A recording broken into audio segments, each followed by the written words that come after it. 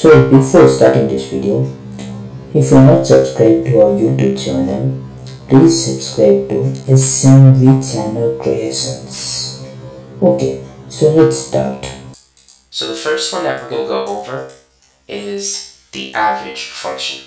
So let's say we have a group of numbers 15, 27, 42, 93, 56, 84, 75, 33, and 49.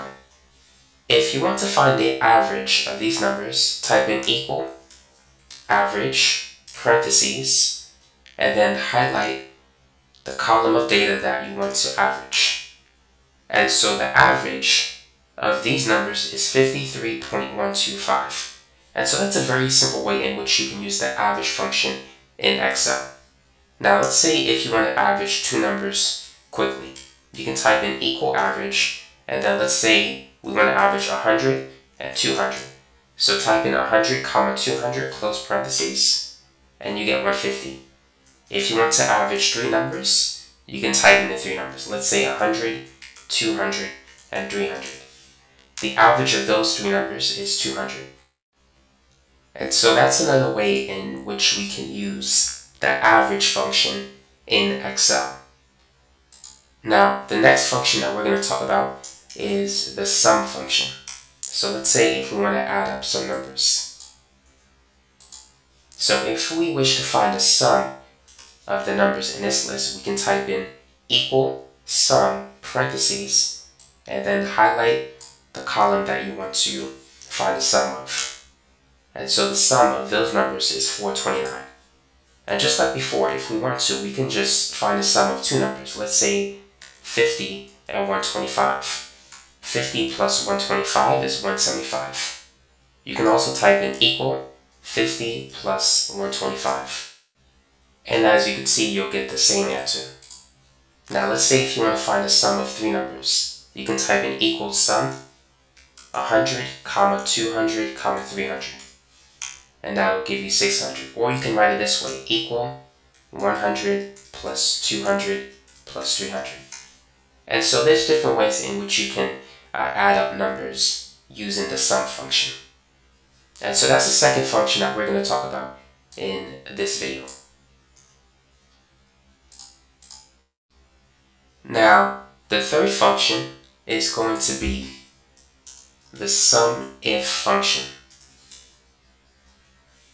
So let's compare that with the sum function.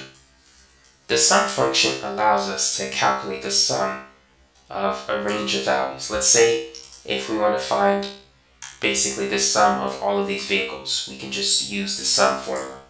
But let's say if we want to use the SUMIF formula, how will that help us? Let's highlight this particular cell. So I'm going to give it a yellow color. So let's say if we want to find the sum of only the Mazda vehicles. So we don't want to find the sum of all these numbers, but just basically a selected sum. We want to find the sum of a certain element in this list.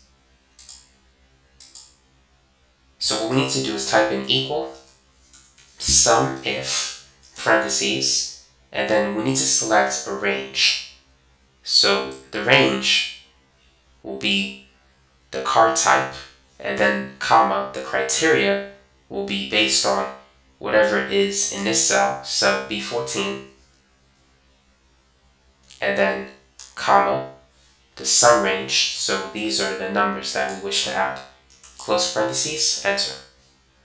This should be the car type actually, instead of Mazda. Now we're going to put the word Mazda in this cell. And so notice that we get the total sum of all the Mazda vehicles. So that's 125 plus 142 plus 425. And you can check it. If you type in equal sum 125, comma 142, comma 425, it will give you 692.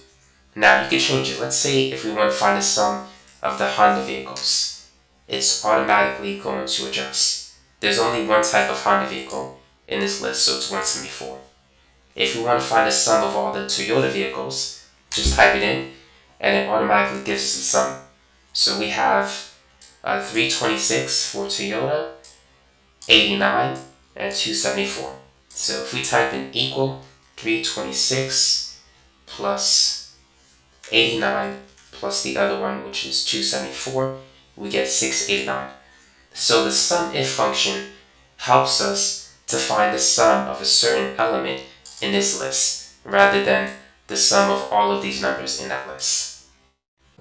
So thank you for watching this video, and don't forget to subscribe our YouTube channel, S.M.V channel creations.